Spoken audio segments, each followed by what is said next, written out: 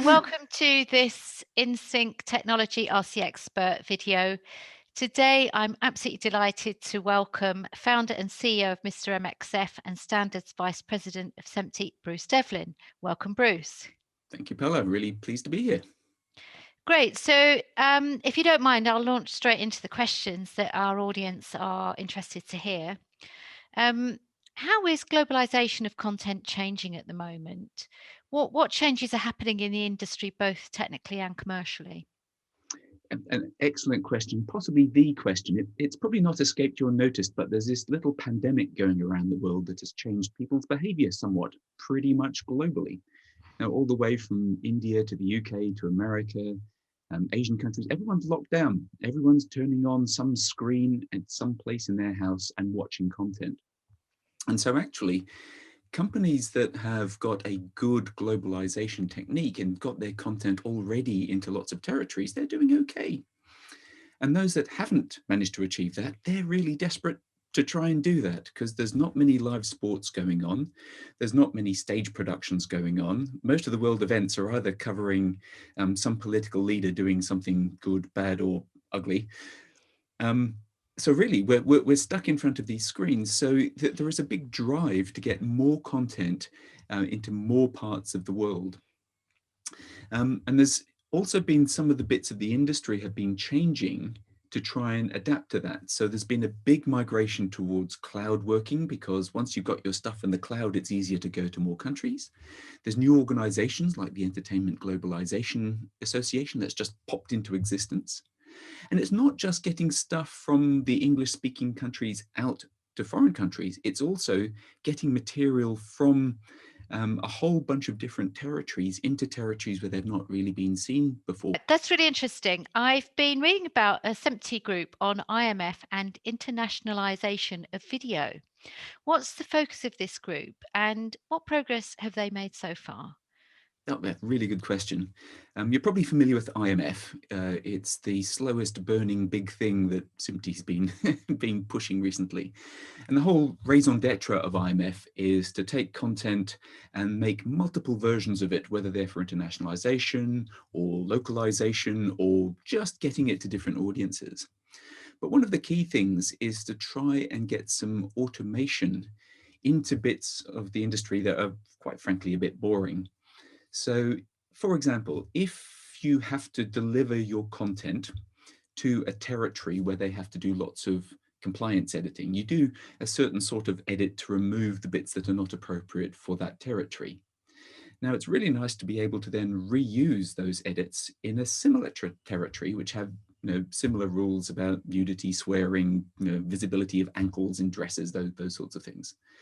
However, that's just working within the IMF space. We've had a study group that says, once you've finished your IMF master for that particular version, how do we then automatically turn it into an AS11 for delivery in the UK, or an H.264 for delivery in a different territory, or an HEVC or a CMAF ladder, or whatever it is that you need to actually distribute to that territory.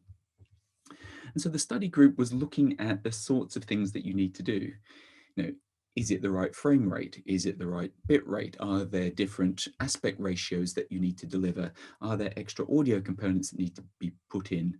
Are there requirements for captioning and subtitling and all these other things? And they came out with a view as to how you could basically abstract what this delivery transcoder has to do into an IMF language called OPL, the output profile list. And so this kind of abstraction helps to automate some of that delivery, take a bit more cost out of that particular bit of the delivery chain, and allow that piece of content to illuminate more territories.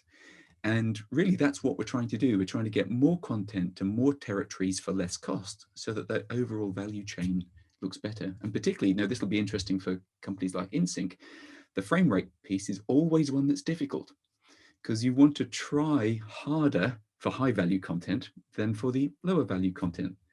So if it's a really big news story in America at 30,000 over 1,001 frames per second, converting that to 25 frames per second, as you know, is a difficult thing to do. But you might want to put a lot of effort into it for some programs. But if it's, I don't know, daytime TV on the Tiddlywinks Championships in England, maybe you don't put quite so much effort into converting that for an American audience in the Deep South, for example. Yeah, that's the really interesting thoughts there, and especially as InSync, for example, we've been able to make frame rate conversion available online in a sort of pay-per-use. So I think it does sort of add that idea that it's a choice, which you know you've just explained. So just fairly briefly, if I'm a technology provider or I'm a creative organization and I want to monetize my content worldwide, Mhm. how can I get involved in any of the initiatives that you've mentioned? Oh, great question. So there's a range of organizations out there, ranging from people who are more at the operational end all the way through to the deep tech propeller heads like myself. So starting at the user groups, there's a brand new group that's just started up called the Entertainment Globalization Association. So members here are, people who do dubbing, people who do subtitling, people who are actually at the sharp end of localizing content for a local audience for a global title. And that's a brand new organization. Thoroughly recommend it. They're doing some really interesting work on what do you have to do to actually get this stuff out there. Then kind of the next level back, organizations like the IMF Users Group, they're looking at how do we actually use IMF to take something that started for one locale and then gets globalized with multiple versions and then delivered specifically to those different territories. What technically do you have to do to the content so that we can have a generic way of localizing? And that hopefully will help to grow the overall globalization marketplace. And then finally, there's how do we write it down in enough detail that any vendor can just implement it? And that's where SMPTE comes in. And we have a sort of an iterative document refinement process that this particular the IMF group has helped to create that help us get rid of bugs in the standards, but also introduce new features in a way that's compatible with the way that people deliver software today. So EGA, IMF User Group, SMPTE, those are the top three, and there's lots more if people are interested, they can get in touch.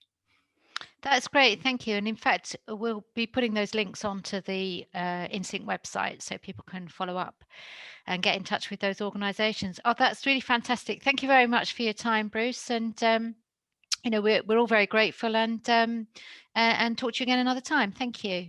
Thank you very much, Paola. Ciao.